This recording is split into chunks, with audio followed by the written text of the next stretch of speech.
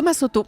François Hollande a rendez-vous à Toulouse tout à l'heure. Il va y faire la promotion de son choc de simplification. Bonjour Nicolas Barret. Bonjour Thomas. Alors ça, le choc de simplification, c'est un coup que tous les gouvernements nous ressortent à un moment ou à un autre. On nous promet de simplifier les règles. Résultat, jusqu'à aujourd'hui, elles sont toujours là. Et non seulement ça, mais elles prospèrent, elles s'entassent. En 30 ans, le corpus législatif a augmenté de 35% dans notre pays. Pas moins de 400 000 normes encadrent l'action des malheureux élus locaux. C'est un record du monde.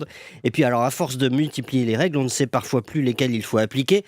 Il aura fallu attendre janvier dernier, figurez-vous, pour que soit enfin abolie une ordonnance de novembre 1800 qui interdisait aux femmes de porter des pantalons.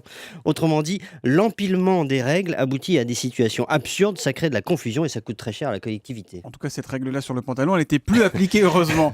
Cher, ça veut dire combien que ça coûte cher à la collectivité ? Eh ben, selon l'OCDE, la complexité administrative coûte 60 milliards d'euros par an aux entreprises françaises, l'équivalent de 2 fois notre effort de défense nationale. C'est complètement fou. La France se classe au 130e rang mondial sur 148 pays en matière de contraintes administratives. Donc 130e, dans le bas du classement, on est dans les pires. Exactement, voilà. D'accord. Donc on pourrait faire beaucoup mieux. Au Royaume-Uni, David Cameron a imposé à l'administration la règle one in, two out. Pour chaque règle nouvelle, l'administration doit en supprimer 2, c'est assez efficace.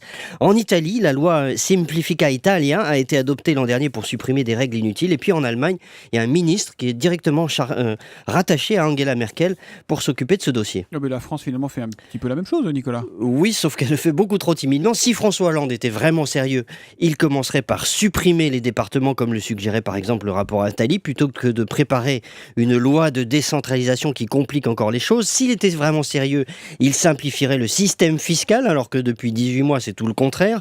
On empile les nouvelles règles dans un pays qui compte déjà, et c'est un autre record, 266 impôts et taxes, dont certains sont totalement absurdes. Tiens, d'ailleurs, savez-vous qu'il existe une taxe sur les skis de fond et une autre sur les pylônes. Les pylônes des pylônes électriques, voilà.